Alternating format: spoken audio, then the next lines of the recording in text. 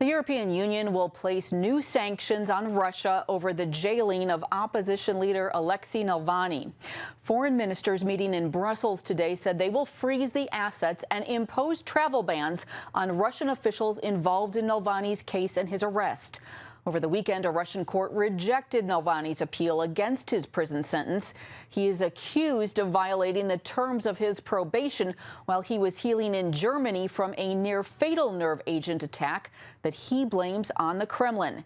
He is a fierce critic of Russia's President Vladimir Putin, and his arrest has drawn nationwide protests.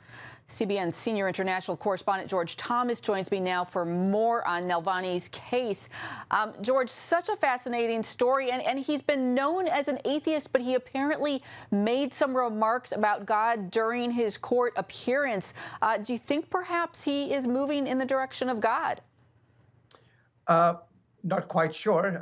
As you mentioned, right before the verdict, he, for the first time, declared openly, according to my sources, he's never said this before, that he was an atheist and that he has come to believe in God. And in addition to making references to Harry Potter and Rick and Morty, he made references to the Bible, specifically to Matthew 5:6 in relation. That's obviously the verse that says, "Blessed are those who hunger and thirst for righteousness." But he said while sitting in prison, he's been getting a lot of letters from people. And one particular person said, you know, why do you risk so much? Why do you resist so much? And that's when he gave the reference to Matthew 5:6, basically saying that those who hunger and thirst for righteousness will be satisfied. And in fact, he said that some of the folks on his legal team have made fun of him because of his belief in God. And he said, quote,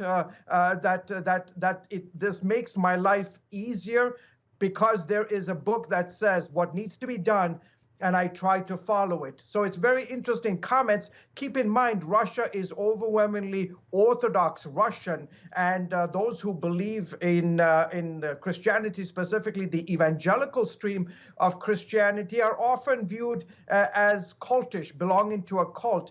And those that I've spoken to in Moscow today in regards to Navalny's comments say his comments were clearly very much in the line of those who follow the evangelical brand of Christianity as opposed to Russian Orthodoxy. Well, fascinating. And we know he's under so much pressure. He, of course, has been a fierce critic of Russia's President Vladimir Putin, accusing him of sucking the blood out of Russia. What is his case against Putin, and how serious of a threat is he to the Kremlin, do you think? Yeah, the second question I'll answer first. Not right now. It doesn't seem like he's a serious threat to the Kremlin. But what makes Navalny very interesting is that he openly criticizes the Kremlin, the ruling under Putin. Talks about the wealth that he has amassed over the many years being in power, but then also is very brave. So these two combinations does make him a potent threat to the Kremlin. But right now, obviously, Putin has everything under control.